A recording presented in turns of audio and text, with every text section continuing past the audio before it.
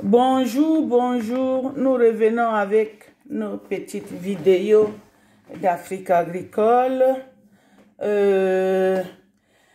Aujourd'hui, on va travailler le sujet, c'est transformer les jeunes comme moteur du développement du secteur agroalimentaire.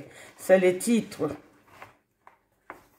Les jeunes peuvent contribuer de manière significative à l'agriculture et à l'économie dans toutes les régions du monde. C'est une force entrepreneuriale importante à ne pas négliger. On dit toujours que les jeunes sont les fleurs de lance d'un pays. Les jeunes représentent un gros pourcentage de la population de chaque pays. Pour jouer un rôle dans le développement des pays, actuellement, nous voyons l'émergence de certains jeunes des pays en voie de développement qui commencent à émerger dans les domaines comme l'agriculture, l'élevage, pour ne citer que ça. Mais c'est encore embryonnaire. Ces jeunes n'ont pas les moyens de s'installer à leur compte, ni un encadrement adéquat. Dans la vie, tout a un plan.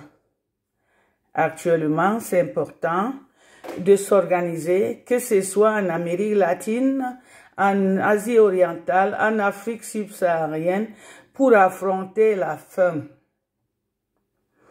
qui pourra arriver dans le monde. La faim la contribution au travail agricole est tellement importante que les jeunes ont besoin d'être encadrés, orientés. Le travail agricole varie en fonction de la culture et de l'activité spécifique. Surtout l'agriculture, en exploitant la capacité de production des jeunes dans le secteur agroalimentaire. Cela crée un impact réel. Cela crée un impact réel dans la lutte contre la faim et la pauvreté.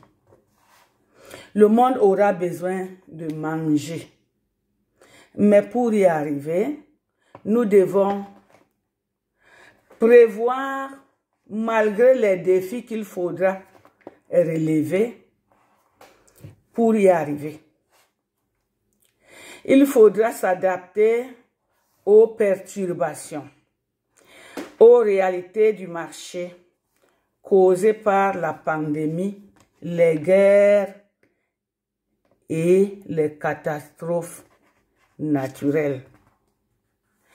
On peut tout affronter quand le ventre n'est pas vide. Mais quand le ventre est vide, le corps ne peut même pas réagir. On ne peut ni faire quoi que ce soit. Se nourrir est un droit fondamental de l'homme. C'est un droit fondamental de l'homme. C'est comme tu ne peux pas vivre si tu ne respires pas l'oxygène de l'air. Parce que si tu ne respires pas l'oxygène de l'air, tu ne vivras pas. Et si tu ne vis pas, tu ne peux rien faire. Je n'ose pas citer des choses. Donc c'est comme ça aussi, se nourrir. C'est comme boire de l'eau. Si tu ne bois pas de l'eau pendant une semaine, on ne te dit pas ce qui va t'arriver, nous-mêmes on le sait. C'est comme ça, c'est des droits fondamentaux d'un humain de manger. Mais pour manger, il faut cultiver. Il faut faire l'agriculture. Il faut parfois transformer même pour que ça atteigne la mauvaise saison. Parce que l'agriculture, on peut faire ça dans d'autres pays, dans certaines saisons, et dans d'autres, les autres saisons, on ne sait pas faire l'agriculture, on mange. Par exemple, En hiver, on ne peut pas faire l'agriculture. Il faut mettre trop de moyens. C'est pour ça qu'on transforme pour avoir de quoi manger dans la mauvaise saison. Donc voilà. La faible productivité dans le secteur agroalimentaire reste à combattre. La même force qu'on met pour combattre d'autres fléaux. Peut-être qu'en agriculture, il faut même doubler cette force pour combattre la faim. Et on peut y arriver avec une bonne organisation et une volonté. On peut y arriver.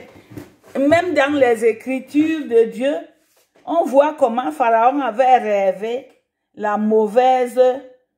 le rêve a démontré qu'il y avait une mauvaise saison qui devait arriver.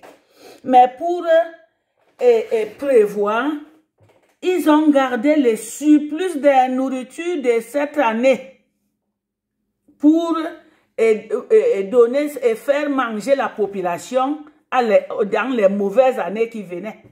Mais le monde aussi peut s'arranger actuellement pour préparer les jeunes agriculteurs à faire l'agriculture parce qu'ils ont encore la force pour le faire. Pour faire l'agriculture, pour que le monde n'ait pas faim. Parce que, dans les murmures, on entend toujours qu'il y aura la faim. Et c'est vrai.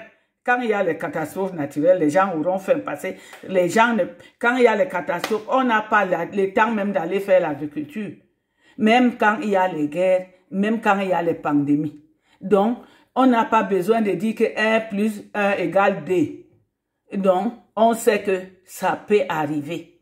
Donc, mais c'est à nous, la population du monde, maintenant de s'organiser pour préparer les mauvais jours qui vont venir.